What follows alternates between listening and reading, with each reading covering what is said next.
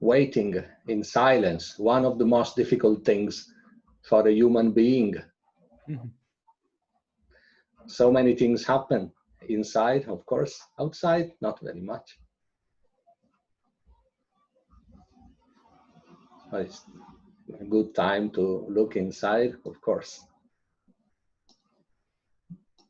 Direi se c'è troppo nella testa, chiudere gli occhi, fare un respiro e tranquillizzarsi un po'. Mm-hmm. Yeah, if the head is too crowded, we may also take a deep breath and have a look inside. What is so much noise? What's happening? Okay, Evelyn, I see your microphone still not working. Don't worry.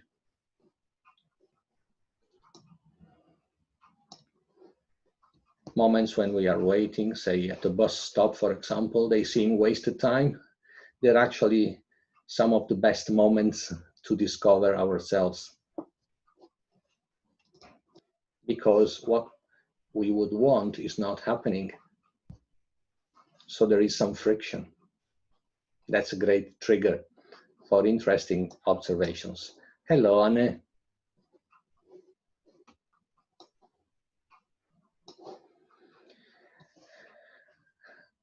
So it's 6:35. Let's move on. Let's remind ourselves about the new approach. So we will have a shorter lecture part today, which will be recorded and then will be presented on YouTube.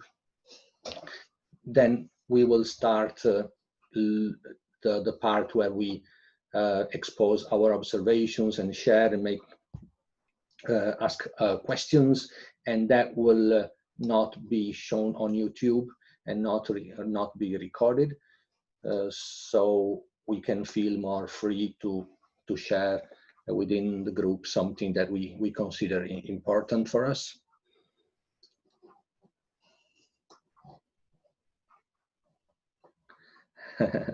I see a message from Eduardo. Yeah, it's very hot outside. Inside, who knows? Yes. Yeah. Okay. Una bella limonata fredda di fianco. Yeah, a good lemonade could help.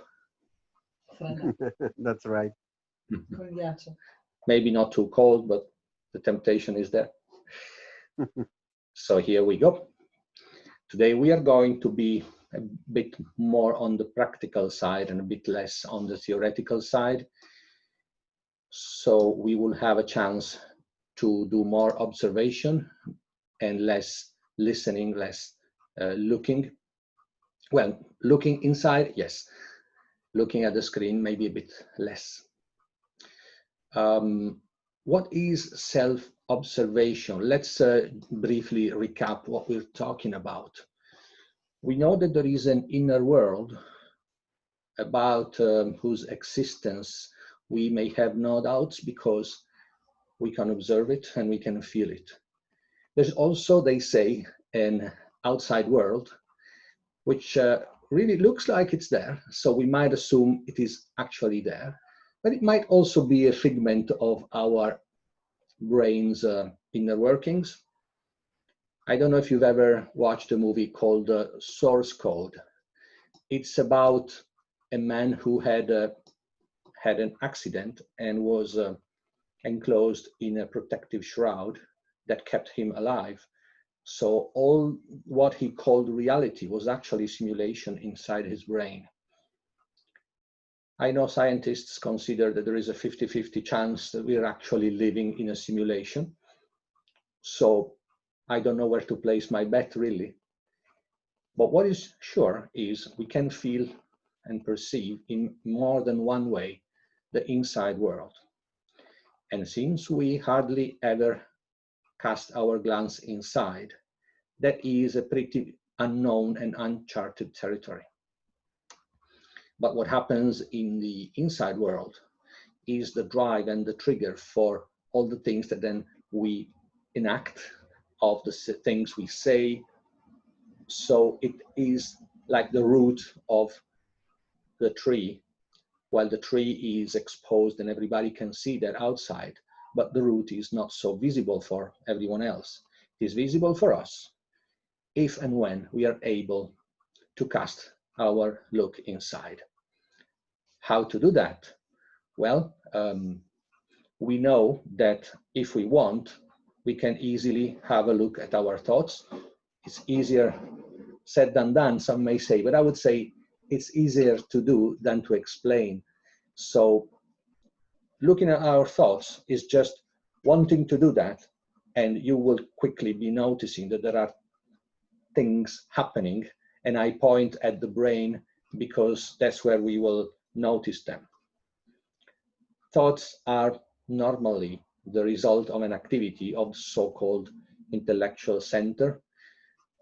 In the fourth way, they explain the human machine has several independent brains or centers. One of them is the intellectual one.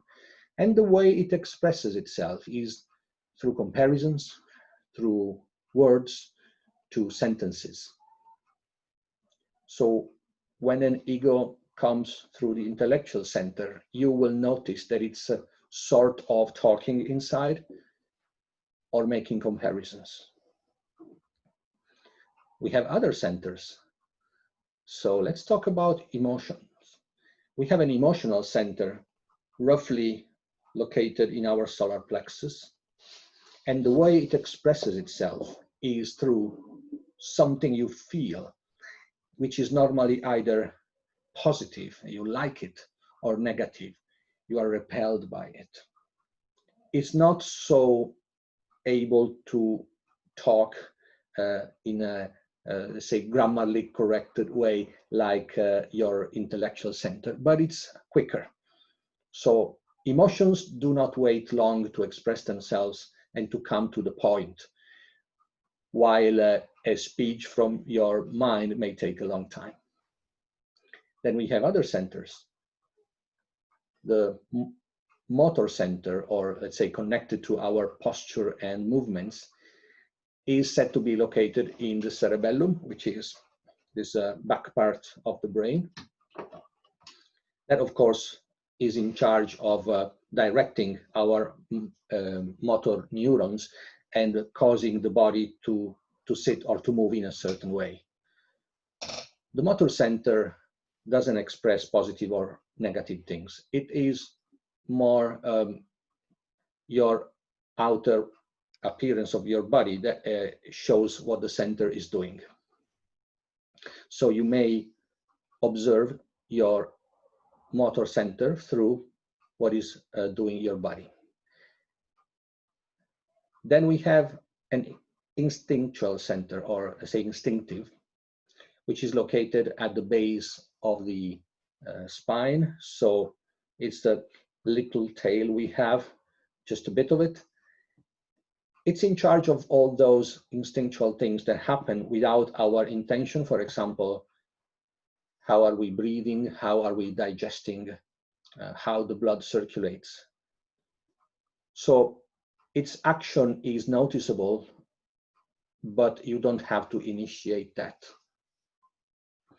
It's also in charge of fight or flee reactions. So it's the one that starts certain quick response. Then we have a sexual center that is located in our sexual organs. It is said to be the biggest amount of energy that we can have, in that it can store energy more than all the other centers. It is super fast in that it makes a decision immediately about like or I don't care. And I think we all know what its presence feels like. So when we are observing ourselves, we are looking at one of these functions, or more than one at the same time, if you are able. Later on, you may see that this is a challenge and is worth pursuing anyway. What type of inhabitants can be observed in these centers? Well, we said that you may discover there is something there that you hadn't called into action. So that is ordinarily the expression of an ego. How do you catch it? Well, first of all, you must have the intention to watch. And if you forget about yourself and you are absorbed in what you're doing, thinking, saying, there will be no such intention. But let's say that you do have the intention. Then you look inside. Maybe as an exercise, because you're not doing anything else, so it's easier. Maybe as a moment of emergency in which all of a sudden you feel yourself, you become present, and then you decide to observe.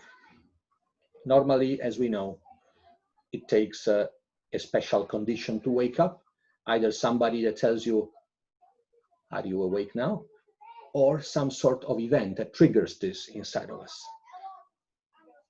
With time and with a gradual effort, this will become more and more frequent, as we said. Also, we said, why are we so interested in observing ourselves? Because most of the things that happen inside are not something that we have chosen and are not something that we normally see. So their effect is there. It will happen. If there's a sentence that wants to be spoken by my mouth, it will probably go out, but it's not my choice to say that in most of the cases. And regardless, I will have to bear the consequences of what I say. And people will say, you said that, and they say, why? I'm not sure. Well, the reason is that there are association chains, so like links between external stimuli and one of the several tapes that live inside the centers that springs into action. For example, we hear a song and that reminds us of a certain place in which we were very happy. Well, that's an association which causes us something positive, but it's still mechanical. By the same token, maybe we just happen to be in a certain position, and that triggers a different type of association. And we become sad, and we don't know exactly why.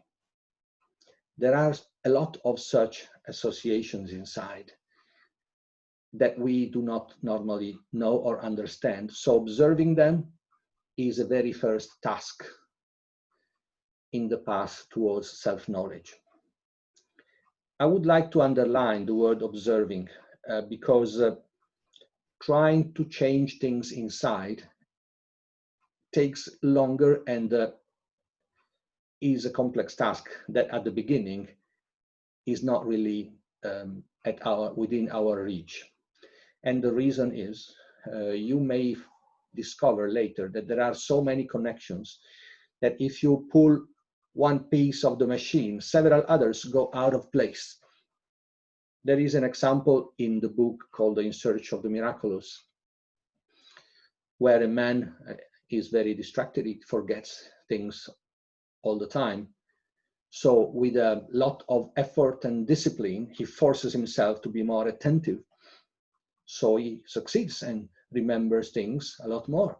But at the same time, he has become nervous and he is touchy, and whatever people tell him, he reacts badly.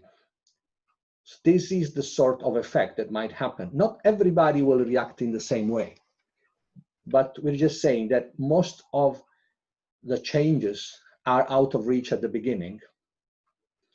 But just like most of the things that I'm saying here, I would like to invite you to see that for yourselves. How can you see that? Let's say that you have a habit which you don't like very much, and you decide, I will change that. So suppose you are present enough that, for example, you're smoking one more cigarette. And then you have a moment of presence. You say, oh, no, I don't want to smoke it. And you put it away. After 5 seconds, as you fall back into a normal, let's say, ordinary state of consciousness, your hand goes back, takes the cigarette, the other hand lights it up, and off you go. There's your cigarette. And maybe after 5 minutes, you go, ooh, Have I done it again? So at the beginning, you may observe that your attempts to change your habits that you don't like will fail. That is an important concept. It's like a fundamental pillar of your self-knowledge, because you will understand that there are mechanisms in place that are very hard to modify, and it takes time. But this observation is precious. There are things, though, which we are able to do to improve our condition based on self-observation. And one of them is not expressing negative feelings. Example of negative feelings being expressed, well, I meet you and I say, oh, it's raining again, I can't stand that. That makes me so miserable. So this sort of expression, of course, adds nothing constructive to my life or to yours, may even trigger some negativity on your part, and is not connected in a way that is, let's say, risky to change. So if you are present enough in the moment and you say to yourself, no, I don't want to say that, okay? Not in the mind, but I mean, you're present enough to go like, and you don't say that. You open a window of presence in your day, maybe just a half a minute. You've done yourself a lot of good, and you haven't created side effects that you didn't want. One of the remarks on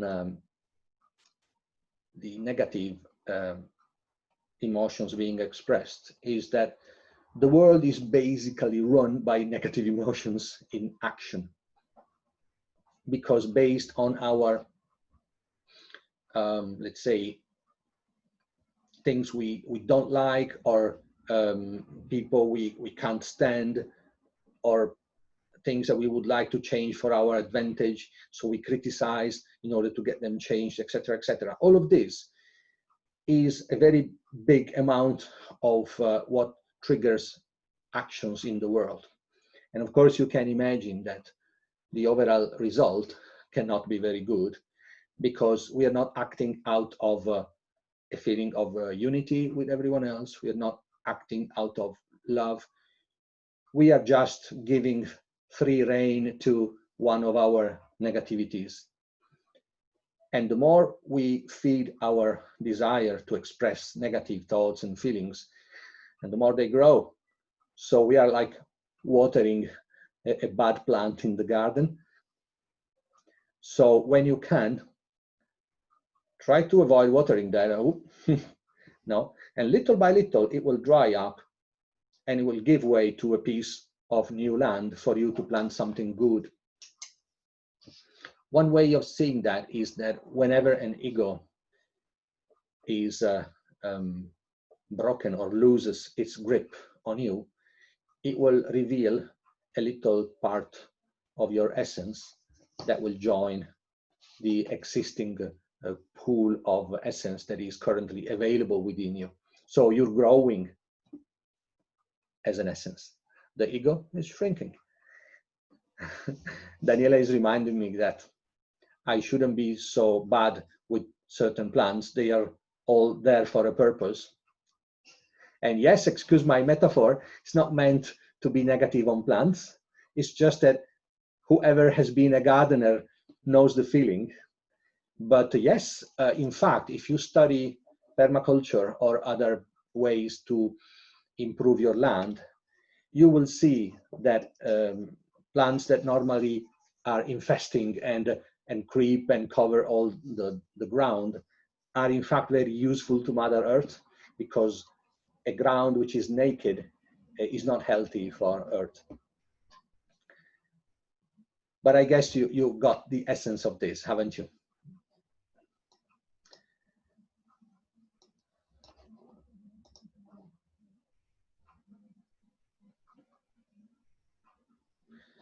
One practice that may be useful in training your self-observation has been called the sittings. A sitting is as simple as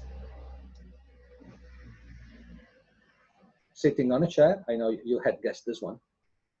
Sitting on a chair and relaxing at the beginning, closing your eyes, and then looking inside in several directions, one at a time at the beginning. Any thoughts there? Any feeling there? Any strange posture that is unnatural? Any tension? So we're looking at the motor center. Any strange idea that lives in the bowels, like any fear, any future problem which I am assuming it would happen to me. This sort of observation, in the absence of big stimuli from the outside, may still offer you a lot of targets for your observation. Of course, in real life, when you're meeting somebody who is actually not participating in the work, or if you have to solve a problem inside that expresses itself through somebody outside, then you may find it a bit harder to observe yourself.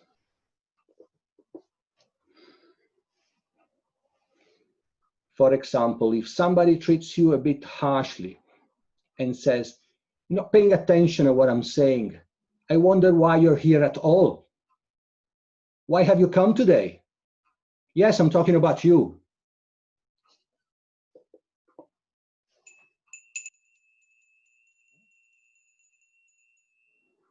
What's happening inside? Okay. Was just a simulation, of course. But it may be sufficient to set automatic associations in motion. By the way, one of the ways to free ourselves from the grip of the ego is to not take a situation too seriously. If I did this again now, and you know that I'm going to do it, how could you take me seriously? You would just think, oh, it's just like a movie. It's not a problem, really. There was a fantastic movie titled The Man Who Knew Too Little with Bill Murray. Bill Murray played the part of a man who thought he was inside a sort of comedy and simulation, while in fact, everything that was happening was true. But the fact that he didn't take it seriously allowed him to breeze through terrible situations without a single problem. He was like a fantastic secret agent without knowing that he was. But of course, it's important to do this consciously. So in a very difficult situation, you may choose not to take things seriously and some sort of withdraw inside your presence because you think it's too hard for you to face in an ordinary way. It may still happen that you see things coming up, but you are from a vantage point, you are on the watchtower, and it will be easy for you to dismiss things that you don't want to take control of you. On the other hand, if you are not present to yourself, any wave in the sea may throw you off board, so to speak. You may fall into the water and have problem standing afloat.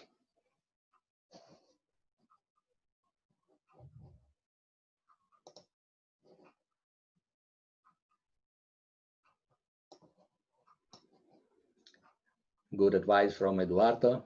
I subscribe to that. Don Miguel Ruiz, Toltec, knowledge.